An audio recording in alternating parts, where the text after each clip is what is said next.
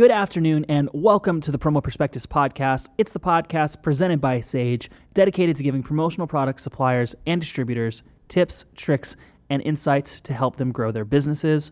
I'm Gabe Gotay, Senior Marketing Coordinator here at Sage, and today we're presenting a bonus episode to tag on to the episode that we just did covering AI. In this episode, I'm going to be sharing a discussion that I had with my friend, William Rubsamen. He runs the marketing for a small business called Whirlix Designs, and he uses AI prolifically in his day-to-day operations. So him and I talk about some of our favorite tools, some of the hurdles people need to overcome to start using AI, and some ways to set some guidelines to responsibly and ethically use these tools in your own businesses. So we'll go ahead and share that conversation with you now. All right. Hi, my name is William Rubsamen. I'm with Whirlix Design. I'm the Assistant Marketing Director. I'm here to talk a little bit about AI and how it can be leveraged appropriately and effectively within your organization. And I'm looking forward to chatting with you guys. William, I think one of the things we wanted to kind of start this conversation with was, why aren't people using AI? Because I don't know that there's anybody that hasn't heard of it. You know what I mean? It's become such a big talking point in the news. And, there's some fears I think that people have both about it in general as a technology or just about using it. But in your opinion, why do you think some business owners and marketing professionals haven't adopted it yet? Yeah, so it's a very valid concern.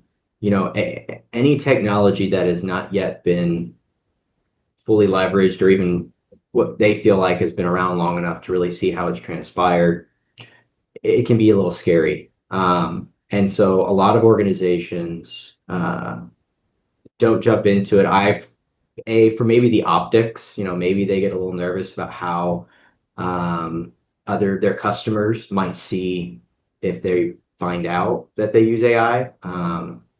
It's so ubiquitous in so many products nowadays, it's hard not to actually use AI.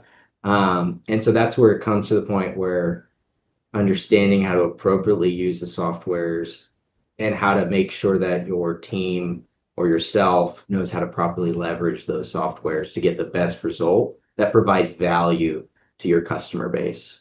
And transparency, right? You got to have that transparency with your customer base that you probably are using it, and even with your team, right? If you are a team member and you're using artificial intelligence, communicating that with either your subordinates or people that you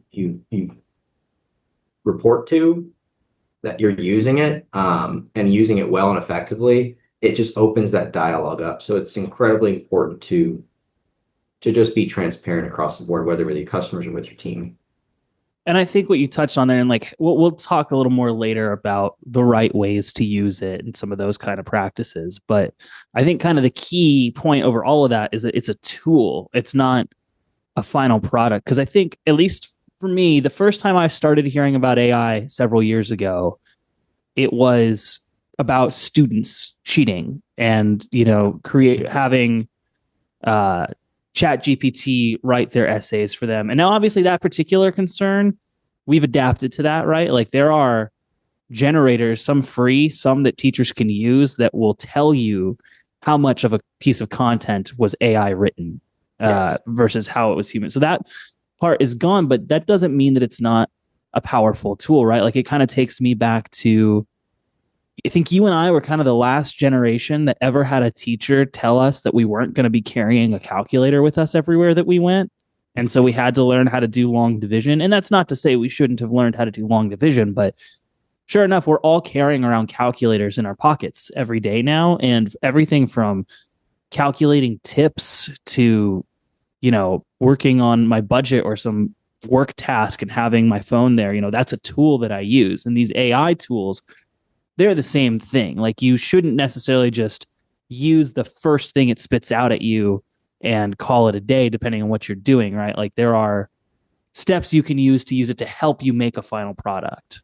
Exactly. Yeah. It's meant to really reduce mundane grunt work tasks and streamline that experience. And that's really what any business owner wants efficiency within their organization. And this is one of those tools that can if appropriately used, can deliver that efficiency.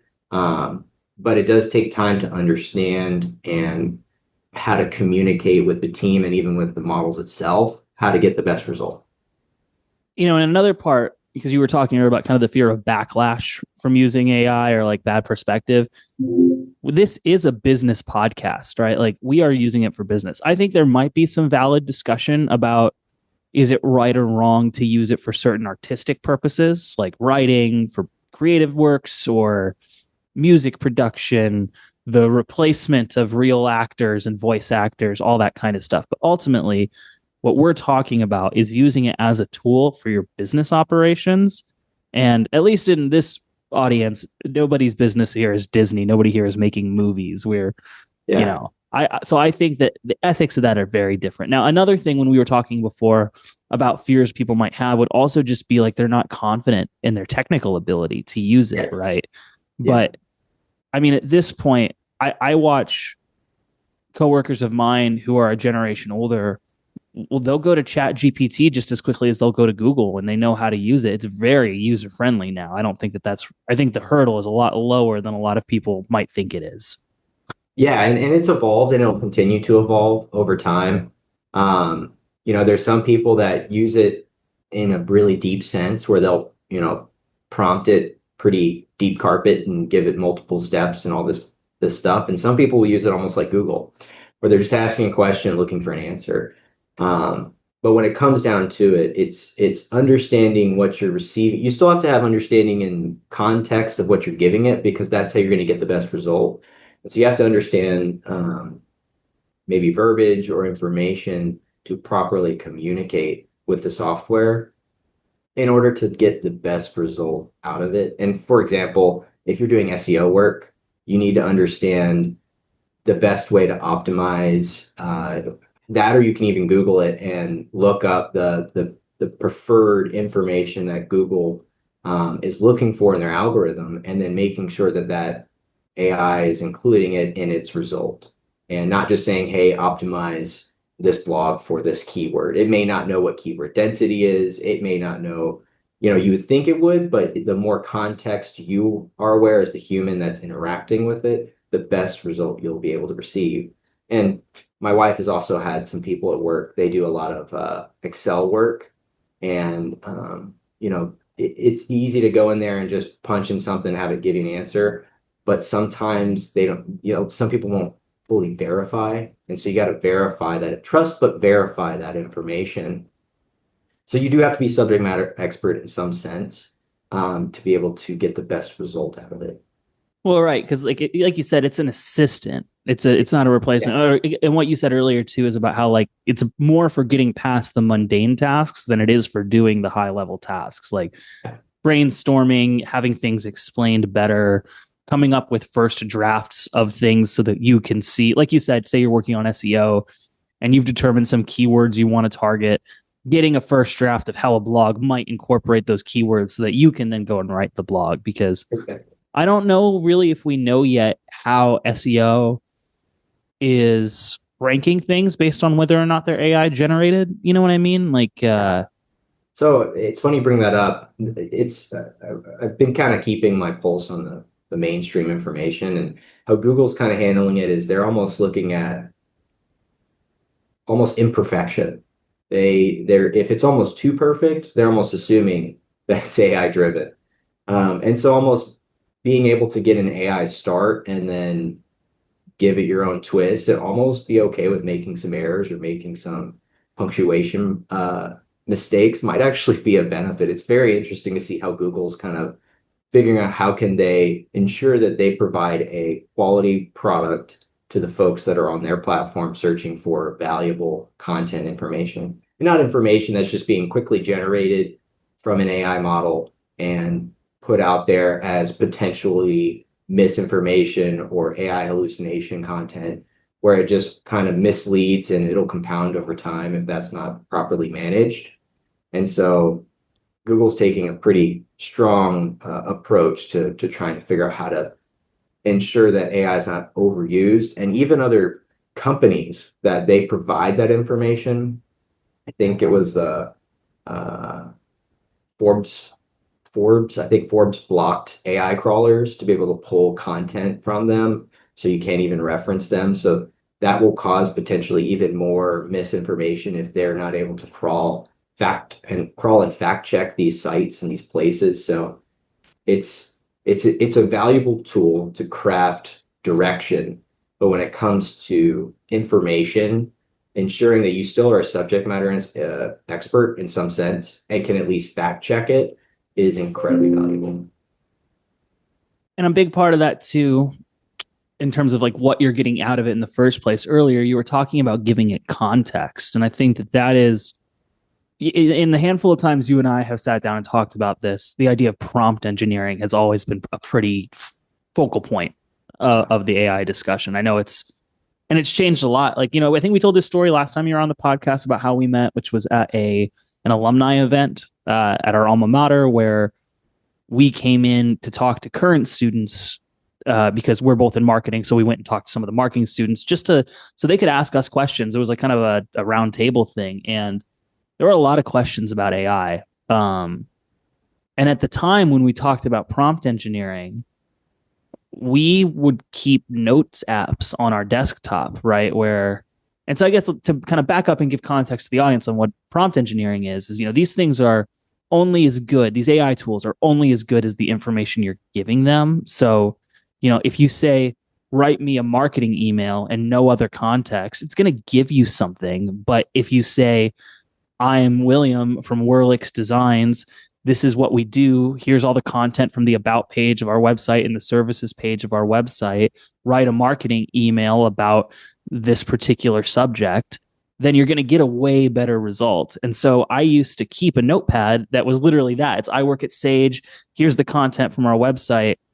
And it's come a long way. So can you tell me about how you have approached process engineering and maybe how that's changed? Yeah, and so I've done the same. I kept a Word doc on my computer with various prompts, and it was usually repetitive tasks that I had to overcome, and it was taking a lot of my time. And so I was really trying to find a way to improve my flow. And the way it's kind of evolved is, like anything, any technology, they're going to come out with more products and softwares because they know that people need to give good prompts, and so. There's prompt AI models out now that can be a Google extension. I believe it's called Promptimize, where you can add it to your Google extension. So whenever you're in whatever AI model that you're working with, it'll then be able to improve upon that prompt. Now, that does mean you still need to give it good context and good information, but it will see what language model are you working with, and how can I reword maybe some of the context of what that person is asking to ensure that it gives the best result. So And you don't have to be sorry, go ahead. sorry, you don't have to be perfect with it, but you do still need to have some level of context. You still need to give it some kind of persona or some kind of background. You still need to give it the goal or whatever you're trying to accomplish, and you need to maybe give it some tasks and order of operation which it needs to operate to build upon, and then verify and pivot as necessary. It is interesting watching these tools evolve in real time. Like, I mean, because it wasn't even 6 months ago, maybe, that we did that alumni panel.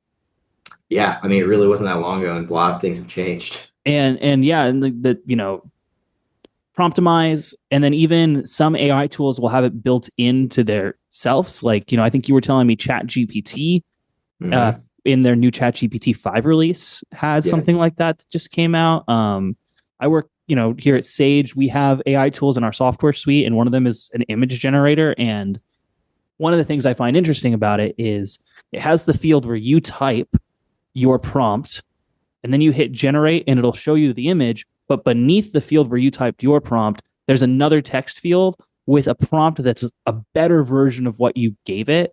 It self-improved the prompt, used that, and then told you what it used in case you want to further refine that. Or even like when they're not doing as much work as that, like, I use Gemini instead of ChatGPT, and they have something called Gems, which it's not prompt engineering, but it's like you said, when you have a list of starter prompts for repetitive tasks that you're doing all the time, you can save those starter prompts as gems. So as opposed to going to Word or going to Notes and copying it and then starting your conversation, you just click on the gem, Sage marketing projects, Whirlix blog generator, whatever, and then where you've put all of that prompt that you've already engineered as a starting place, and then you just start from there, ask what you're specifically looking for that round of that repetitive project. Yeah, I mean, and that's you hit the nail on the head. There's so many different softwares that are even improving on how can you rinse and repeat. Most of the AI models too also have a library. They're not going to remove any of your past prompts. And so you can even go back to it and reuse the token and or the node and just re-engage with it. And it'll actually save them over time. And I've done that over a couple projects if I have to rework on like a web page and I have to optimize each page and I want to have a certain set of steps that I've built out, then I want to be able to reuse it over and over and over again so that I have a good list of what I've done and it's giving me the same result every time.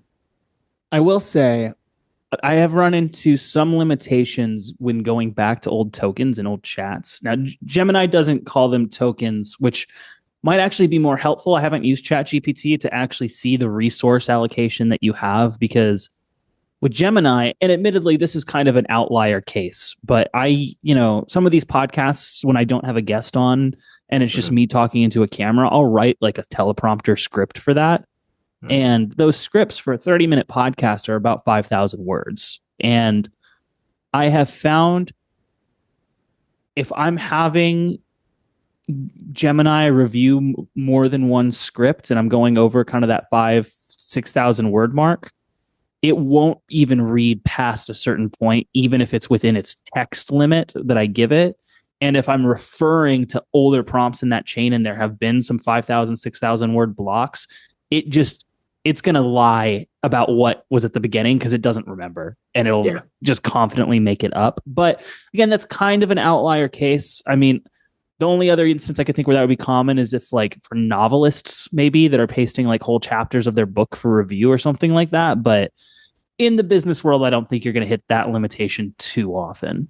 Yeah, I haven't hit it too much. I mean, because we also don't write crazy long content. So, I mean, it doesn't max it out too terribly much. But maybe if you have a really long web page or if you write like a white paper, it's a lot of content, a lot of context, and you're trying to provide a deep carpet analysis of something. And then you're wanting to maybe break that up into some other smaller medium, like a smaller blog or something like that. There might be a limitation to that. But that's where the human comes into play. You need to be able to evaluate it yourself and say, okay, what do I want to do? How can I compartmentalize this? And you can then break it up and then use it to carry, maybe brainstorm some other elements.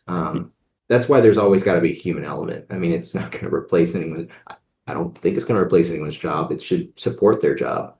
It should. I mean, like I said, there are instances, because I'll be realistic, there are instances, particularly in the art world. Like I think it was Netflix or Disney. One of the big ones recently said they are going to be putting out projects that are functionally entirely AI generated. Like, I don't know if that means just like the animation or the voices or what, but you can see a world where writers and voice actors and animators and people are. But I am also interested to see if those are financially viable products that they put out when they don't have that human element guiding them strongly. I mean, Yeah. you see movie studios fail all the time when there's too much corporate oversight on a movie and not enough human influence. Mhm. But so You let's need talk. that ethos, that human intervention a little bit. I mean, we're human. We want real stuff, but we want to accomplish so much in this fast-paced world.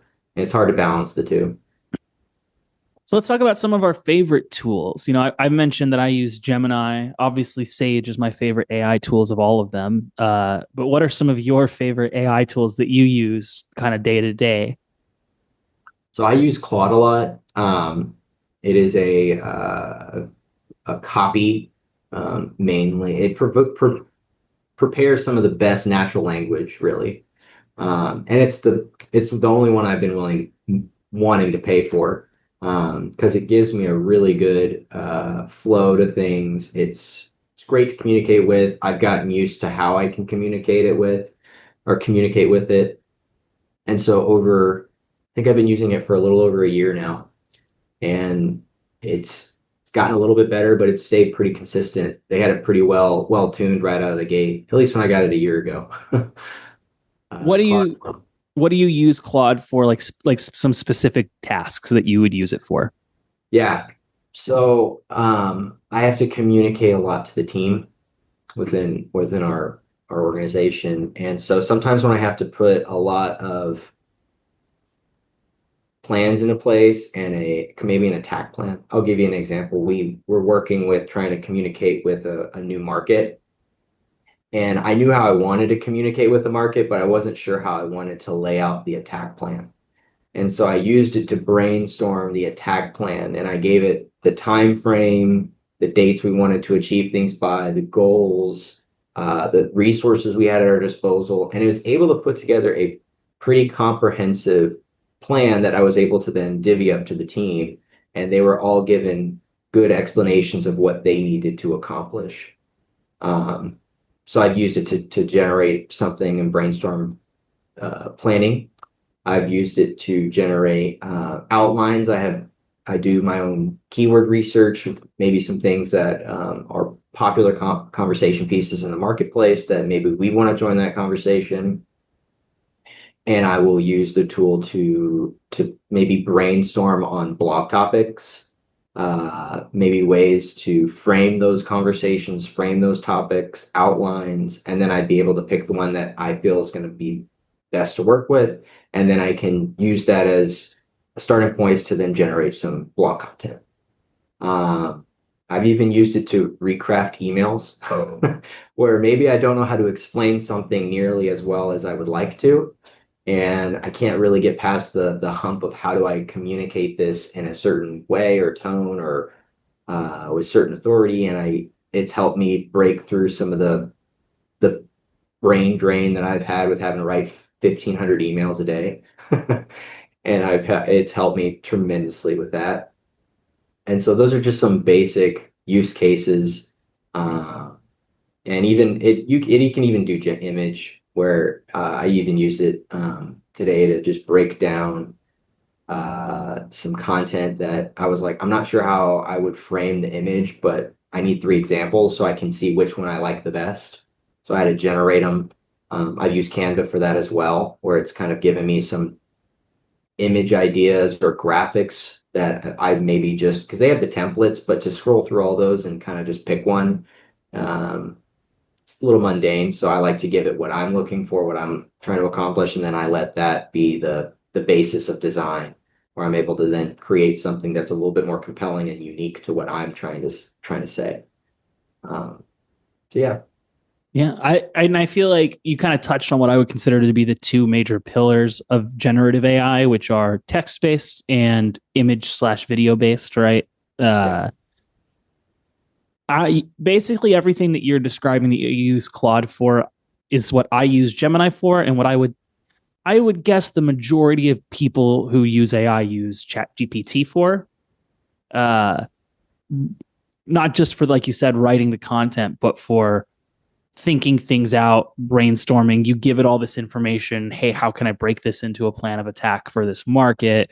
How can I improve the email? I've definitely used it in that way. I mean, sometimes, they say there's no stupid questions, but I think a lot of people's inboxes would beg to differ. And sometimes you need to think of a polite way to, respond to that email. And it's very helpful to, either ask for it to give you a first draft or response, or if you've typed a response and you worry that your tone is off, you can ask it to read the tone and make suggestions.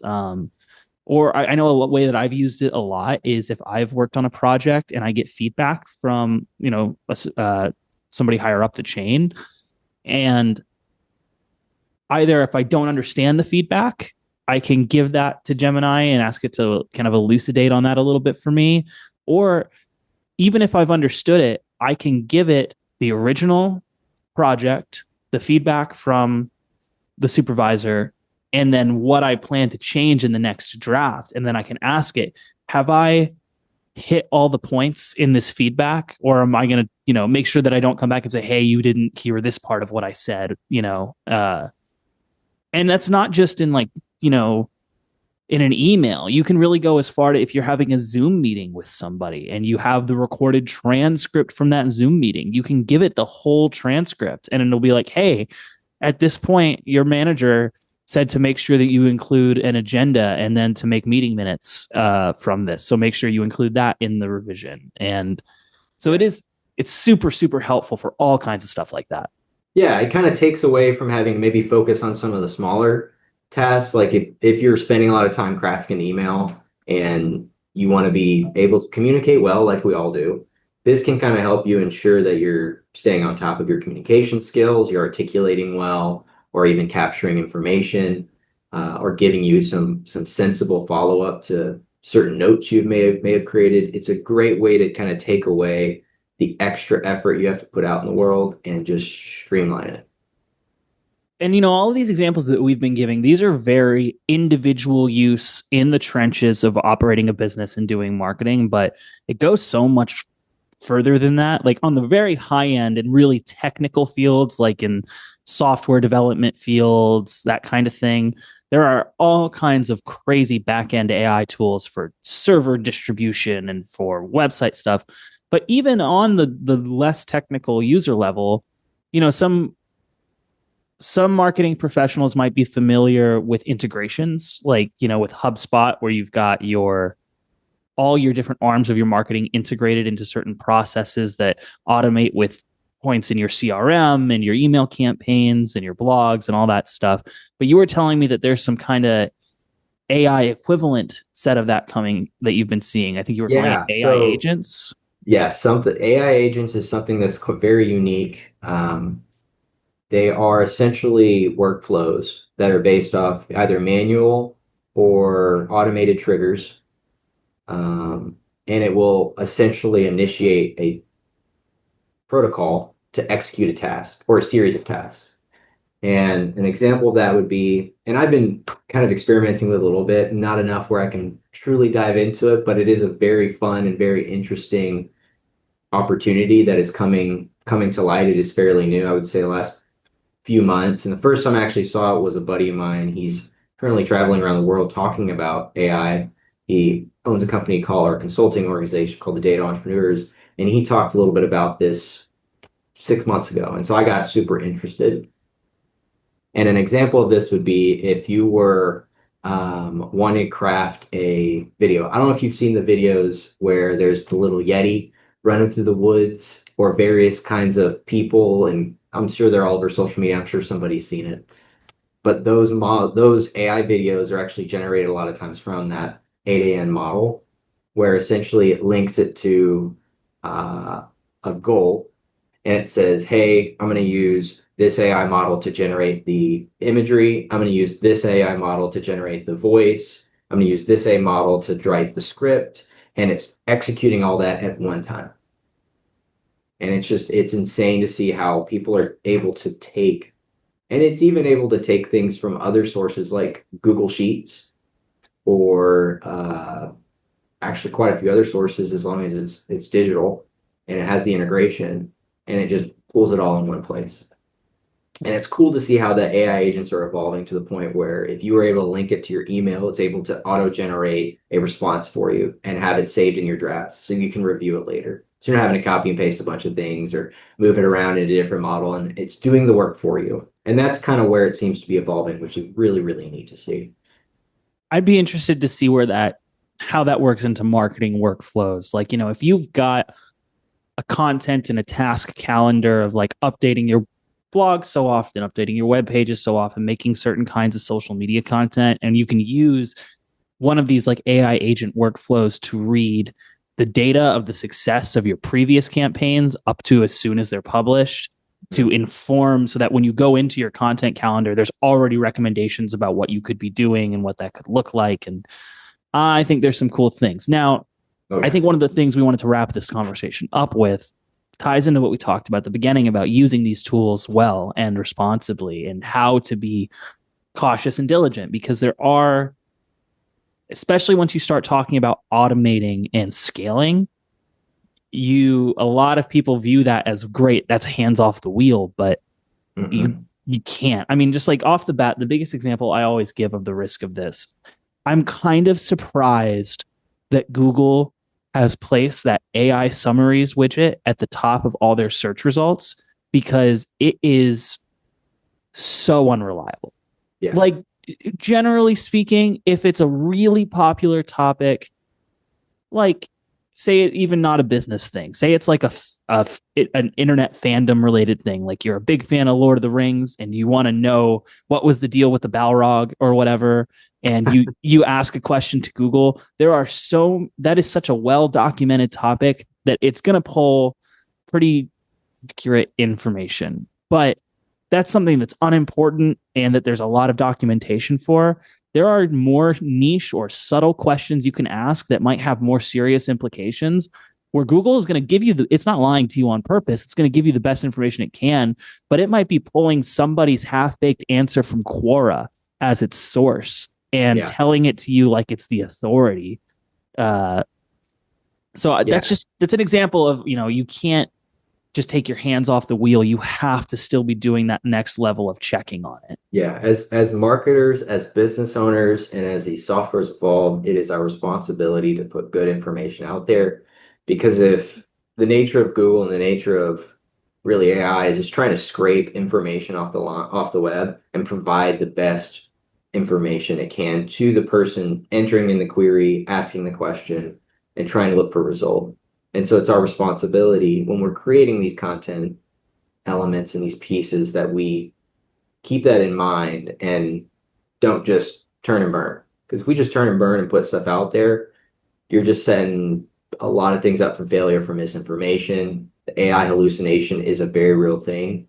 And so you don't want to be a contributor of that. You want to be proactive to try to mitigate that as much as possible. Mm. And it's a conversation that I want to purport people to keep having. Like I said, I'm in support of using AI, especially in the business sense. But we have seen some real examples of what disinformation through social media can do all over the world. Yeah. And as things get easier, like with the AI agents bulk processing the creation of completely generated from scratch videos, texts, and images that look real, there are some very valid concerns about how that can be scary, but it's a tool. The Pandora's box is open. It's not going away. So the best we can do is to use the tools to better ourselves and our businesses in the world and use them responsibly. Absolutely. And I know you were telling me a bit about how your organization has kind of taken some steps on that, about guidelines for your team. Yeah. So every year we have an end of the year meeting, and we've been generating a guideline document, and it really just tells you what softwares are approved, any training methodology we need to address. I'll probably host a few hour, if not an hour, training about how to appropriately use these models. Very similar to like what we're doing right now, where we're talking about these things, having that transparency with the organization, having that transparency with the team members, and laying down clear expectations. As these things evolve, you have to set that tone with your team members and make sure that they're set up for success, because you don't want them to fail. You want them to be successful and use these tools well. And so if you're a leader, you need to hold them to a standard and give them a clear path to travel. And so that's what we've been working on and really working on to communicate well. And we have open conversations via email or in person within the organization, but we're planning to have a pretty big training, and we've set into place a guideline. Cool. All right. Well, I think that kind of covers the conversation, but is there any final thoughts you want to leave the audience with, or any plugs you want to make? Just trust but verify. Always trust but verify. There's a lot of people that'll just go out there and use AI as the final word, and it's easy, and people like to take the simple path. But if you want to use AI well and be successful with AI, trust but verify. Thanks again to William for coming back on the show. Always great to have you on and hear your thoughts. Audience, hopefully over these last 2 episodes, you've learned a thing or two about AI and gotten some ideas on how you can integrate these powerful tools into your daily business operations. Head to go.sageworld.com/podcast to listen to more episodes and register for the next live stream, and we'll see you there.